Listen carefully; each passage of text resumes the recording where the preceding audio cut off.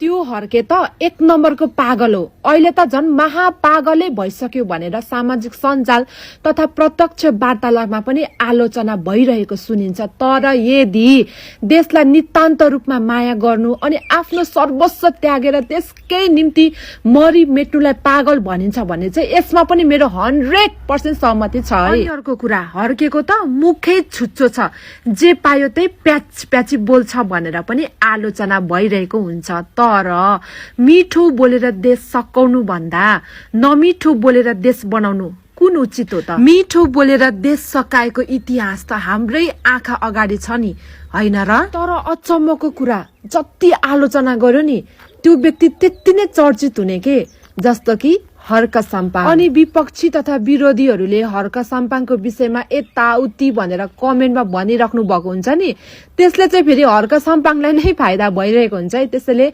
आलोचना पनि एक किसिमको शक्ति नै हो। उदाहरणको लागि इन्डियाको पहिलो प्रधानमन्त्री जवाहरलाल नेहरूलाई पनि लिन सकिन्छ। उहाँ प्रधानमन्त्री भइसकेपछि एउटा पनि विरोधी नभएको कारण आफैले पत्रकारहरूलाई बोलाएर एक हप्तासम्म विरोध गर्न लगाएका थिए। के महात्मा गान्धी, नेल्सन मण्डेलाहरूको जस्तो चाहिँ आलोचना भएका थिएनन् र उनीहरूका विरोध भएका थिएनन् र? सायद हर्क साम्पाङ ज्यूले पनि यस्तो कुराहरू चाहिँ बुझ्नुहुन्छ होला।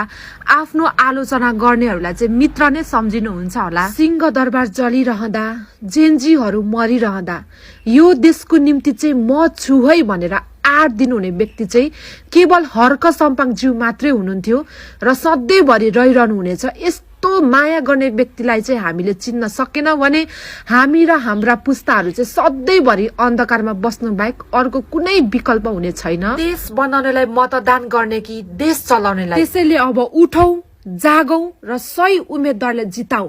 हाम्रो भविष्य हाम्रै हातमा छ। 2032 सालदेखि हराएको बाटो चाहिँ आज पत्री श्रमदाताहरूद्वारा पूर्ण रूपमा खोलिँदैछ। अनि यस्तो विकासको कार्यहरू चाहिँ चुनाव अघि मात्रै नभएर चुनाव पछि पनि निरन्तर रूपमा जारी रहनेछ, जुन कार्य चाहिँ अन्य पार्टीहरूले गर्दैनन्। अब भ्रमले होइन, श्रमले देश चल्छ। भ्रम फैलाउनेलाई भन्दा पनि अब चाहिँ श्रम गर्नेलाई विश्वास गर्नुपर्छ है। श्रम गर्नुको चाहिँ धेरै किसिमको फाइदा छ है साथीहरू। शारीरिक रूपमा हामी स्वस्थ त हुन्छौं नै, मानसिक रूपमा पनि स्वास्थ्य स्फूर्ति हुन्छ। अझ चाख लाग्दो कुरा त के छ भने नि, सबैजना एकजुट भएर काम गर्दाखेरि चाहिँ आत्मिक भावनाको विकास भएर अझ देश विकास प्रति शीघ्र रूपमा अघि बढ्न सकिन्छ।